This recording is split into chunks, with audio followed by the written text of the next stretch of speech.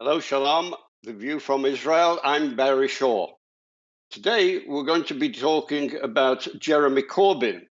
As most of you may know, the Equalities and Human Rights Commission, which is the watchdog for racism in Great Britain, is set to launch an inquiry into anti-Semitism in the British Labour Party. The Watchdog Commission have only up till now investigated one other political party in Great Britain for racism, and that was the far-right British National Party. Now they're investigating the leading opposition party in Her Majesty's government, the Labour Party. And the Jewish community is largely blaming the party's leader, Jeremy Corbyn, and his decades of singling out Israel for ceaseless condemnation. Now, in the factor of needing to give full disclosure, I have been invited to give presentations both in the UK and here in Israel on the Corbyn threat to Jews and Israel. In today's program, we're going to concentrate on Jeremy Corbyn's seeming obsession with Israel. And I'm delighted to say we've got a very special guest today, Jody Cohen. Jody is an award-winning public affairs communications consultant with 18 years experience of working with top UK consultancies and with industry-leading clients. And in 2012, she set up the Jody Cohen Communications, offering corporate communications, public relations, and public affairs consultancy. Jody divides her time between Israel and London and gives her client effective and cost-effective management. And Jody is also a political analyst, and she has done a forensic deep dive on Corbyn's obsession with Israel in the British Parliament. Jody, welcome to the show. Welcome to The View from Israel. Thank you very much. Tell us, Jody, how did you start with this analysis of Jeremy Corbyn's record when it comes to Israel in British Parliament? Right. So as you said, we've heard a lot about Jeremy Corbyn's associations, how he welcomed his friends of Hamas and Hezbollah into the British Parliament.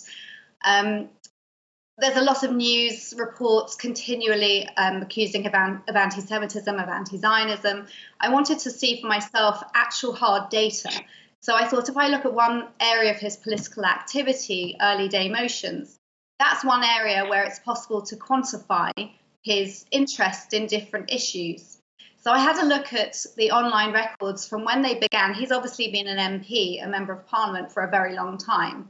I had a look at his early day motions, the ones he sponsored, not ones that he's just signed that were for other people, and did this from when online records began up until when he became leader of the opposition.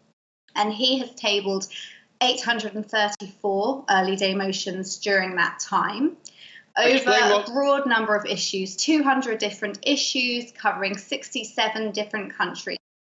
And I statistically looked at his early day motions on each country, on each subject, and by far the issue that takes up most of his early day motions is Israel. How do you explain to our viewers what early day motions are? They probably don't understand the workings of the British Parliament. Yes, so an early day motion is a motion for which not a fixed date hasn't been set for debate in Parliament.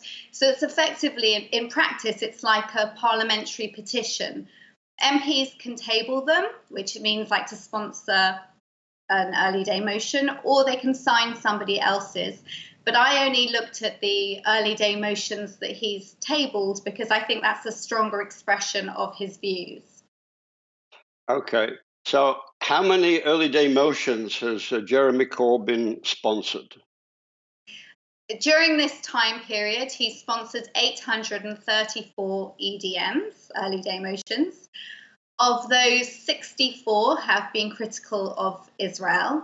And let's just compare that to other issues. He's well known for his support for trade unionists, for labour relations, the education, transport sectors. His early day motions on Israel are more than all of those issues combined. And if you look at other countries as well, I ranked in order the early day motions he's tabled on all different countries. First comes Israel with 64, and second comes Morocco with 26. So there's a big discrepancy between his interest in different countries. Also, if you look at what's missing, that he's only tabled 2 early day motions in the same time period on Syria.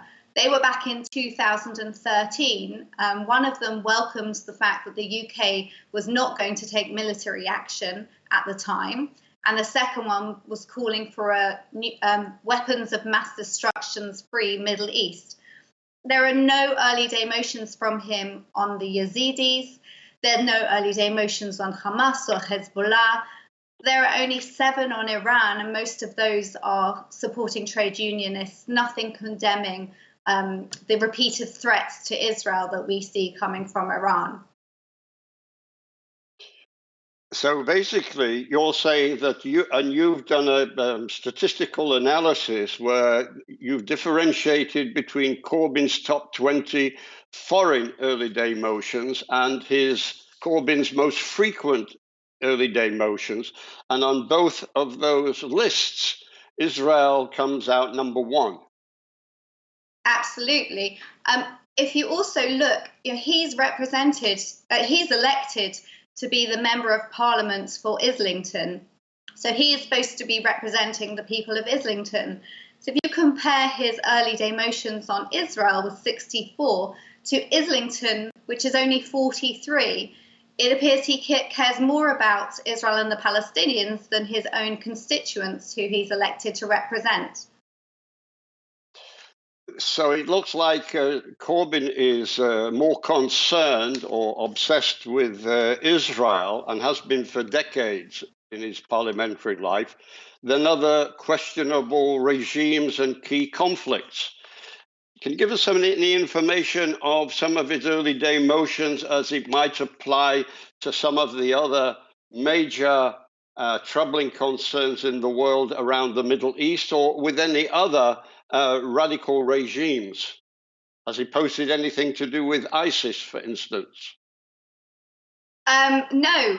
On ISIS, Daesh, Islamic States, whatever one might call them, I know he refers to them as Daesh, he's tabled absolutely no early day motions on them. As again, the Yazidis, the persecution of the Yazidis by Islamic State, there's no reference to them in his early day motions. So it is remarkable, I think, his focus on Israel and the Palestinians. When I say he's tabled 64 motions on Israel and the Palestinians, that actually means either critical of Israel or one-sidedly pro-Palestinian. There's one early day motion that I didn't include in that 64 figure, which you could say is somewhat positive towards something Israeli, which was praising a peace initiative between the Palestinians and Israelis. So there's 24 early day motions critical of Israel, very heavily one-sided pro-Palestinian, and 0 on ISIS. He's obviously got a fixation on the Middle East vis-a-vis the Palestinians and Israel. But have you got any records of Jeremy Corbyn ever sponsoring an early day motion on the problem with Iran? Because most of the Middle East, I'm not just talking about Israel, I'm talking about a lot of the major Arab states in the Middle East, are gravely concerned about Iran. What has Jeremy Corbyn, if at all, has done anything with regard to his early day motions sponsored with regard to criticizing Iran and their nuclear ambition, as well as their violent interference in Middle Eastern affairs? He's done 7 early day motions regarding Iran, not really criticizing the regime, but talking about support for trade unionists, specific cases there. He hasn't once referred to the threat posed to Israel and others by potential nuclear weapons. or Iran's repeated calls to destroy Israel and wipe it off the face of the map of the earth. Has Jeremy Corbyn ever posted an early day motion on the status of Jerusalem? There's one interesting early day motion. I mean, he has referred to, he did one early day motion on the need for religious freedom for all religions in Jerusalem, which I think shows a lack of understanding of the realities on the ground. One other very interesting early day motion is in 2002, he tabled an early day motion called National Petition for Palestine. And in that, he called on the British government to boycott Israel. So this isn't just settlements, this is the whole of Israel, including an arms embargo until such time as Israel grants the right of return to Palestinian refugees or gives them compensation if they choose that, shares Jerusalem, recognizes a Palestinian state. And there's a number of clauses in this early day motion, but the key point is that as recently as last year, Jeremy Corbyn denied that if he became prime minister, he denied that he supports a blanket boycott of Israel. And he said he only supports boycotting settlement produce. But actually, we all, his supporters take pride in the fact that he's a man of principle. He sticks to his policies and principles and has done over his 3 decades in Parliament. So if we assume that he does actually still believe what he believed back then, we can assume that if he becomes prime minister, he would want to do a boycott of Israel. Well, to back up what you just said, as part of my presentation that I do with regard to exposing the truth about Corbyn and the threat to Israel, he once made a statement, and I can give you the date, it was the 23rd of July, 2014, in which Jeremy Corbyn said that the UK has a very close relationship with Israel, and it's time that this relationship be brought to an end. It seems that in opposition, he's a bit of a threat. But if, for instance, he led the Labour Party to become the next Prime Minister of Great Britain and the next government of Great Britain, that threat could be actually quite real and quite drastic. Jodie, how do you see any polls, any information, any trends that you could give us about the potential of actually Jeremy Corbyn becoming the next British Prime Minister? I think it's an increasing likelihood. I mean, all the polls in May showed that he had a lead over the Conservative Party. And obviously, most of those were conducted before Theresa May said that she was going to be resigning next week. So that they were against Theresa May. I think a lot will depend on who the leader of the Conservative Party is, who by default become the next Prime Minister. But some of the recent polls were showing as much as a 9-point lead over the Conservatives. They're talking about Boris Johnson being the only candidate who might have the cross-party appeal to voters to be able to beat Jeremy Corbyn. We'll know more. I think by the end of July, we'll know who the leader of the Conservative Party and the next Prime Minister is. But I also know that Conservative MPs consider Boris Johnson to be a bit like Marmite.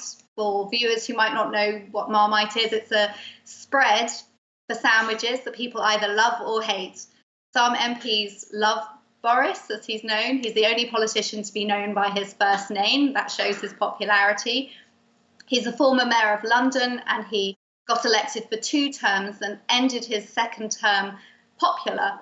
And this was in London, which is a heavily Labour area. We will have to wait and see. That there's also a number of members of Parliament who are doing everything they can to stop Boris. The Stop Boris candidate is Michael Gove, another member of Parliament who would like to be the leader and the next Prime Minister. We'll see in the next few weeks how the currently 12 candidates who have said that they're going to stand for the Conservative leadership, they'll get whittled down over a number of stages to the final two. And people are saying if Boris Johnson is in the final two, he'll be the next Prime Minister. And he does have, it's considered he has the best chance of beating Jeremy Corbyn. If he's not in the final two, the chances of a Jeremy Corbyn premiership go up even more.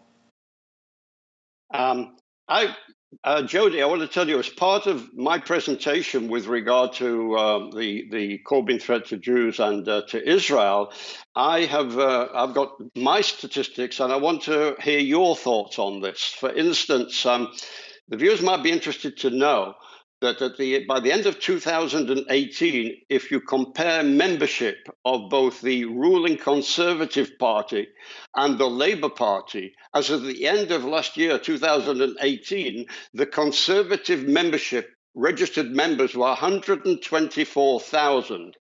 That's the ruling party.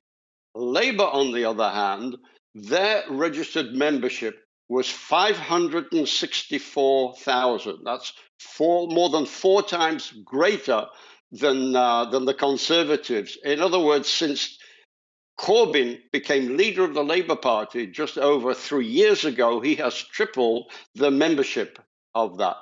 Before you come in, Jodie, a couple of other factors I think you ought to take on board. The average age of the Conservative member is 57.5, and the average age of a Labour member is 53. So the Labour membership is younger. And the final thing, and this is the most staggering one I want to give you, is funding for the 2 major political parties in Great Britain. A combination of membership fees and donation as of the end of 2017. The Conservatives have gathered in membership fees and donations by the end of 2017, £2.5 million. The Labour Party, on the other hand, have brought in a figure of £34.2 million. And this is their treasure chest in which they can build up grassroots organisations heading into the next election. Your thoughts on that, Jodie? Absolutely, they're all really good indicators of the trends, the way things are going in Britain right now. And I think the next leader of the Conservative Party, the next Prime Minister, will do everything they can, not only obviously to deliver Brexit and set Britain on a path, hopefully, to prosperity. They need to unite their own party. The Conservative Party is currently at war. They need to unite the country. And I suspect they will do whatever they can to put off the general election for as long as possible. As you know, the next one doesn't need to be held until 2022. But Jeremy Corbyn is already doing whatever he can to call for a general election to take place earlier. Yes, and this is the concern. As Jodie quite rightly said, Britain seems to be in quite an amount of chaos right now, mainly over the Brexit issue, and it could lead, if there isn't an affirmative Conservative leader, in other words, replacing Theresa May as a more affirmative Prime Minister, then I think Britain could be headed in a general election, and then all bets are off. Jodie, I want to thank you for everything you've said. Is there anything you want to add or to close with? I think really the question that I would have for Jeremy Corbyn, where I'm speaking to him right now, is why he's clearly, over a 22-year period, he has relentlessly been tabling these early day motions, critical of Israel more so than any other country, any other issue in the world. And really the answer for the question that he needs to answer is why. Until he does, I think people will question his motivation. You're quite right. And I think I have the answer for that. But Jodie, I want to thank you for your contribution. I think a lot of our viewers will be very interested in this. And I would ask our viewers, if you have any more questions of Jodie, you could send me an email and I'll forward it to her to theviewfromisrael@gmail.com. And if you want her to provide you with any other statistical analysis, or if you want to go Jodie to go searching for some statistical analysis on some of the other issues, I hope she'll help you do this. Jody, thank you for your contribution. Thank you for being on The View from Israel. Shabbat Shalom. Pleasure. Bye-bye. Thank you, Jody. Well, I have a part of an answer to Jody's closing question. What is this about Jeremy Corbyn that drives this obsession with Israel? And quite frankly, my research comes up with one absolute answer, and that is a latent inbred anti-Semitism that goes back decades with Jeremy Corbyn. I don't want to go into the program because it's a whole new program on itself. But in my opinion, what Jeremy Corbyn does, he deflects his anti-Semitism into anti-Israelism. He knows it wouldn't be popular for him. And here we have the racist watchdog now investigating the Labour Party for their anti-Semitism. So he deflects it into anti-Israelism. It's no coincidence that the only Jews that Corbyn allows around him are those who criticize and act against Israel.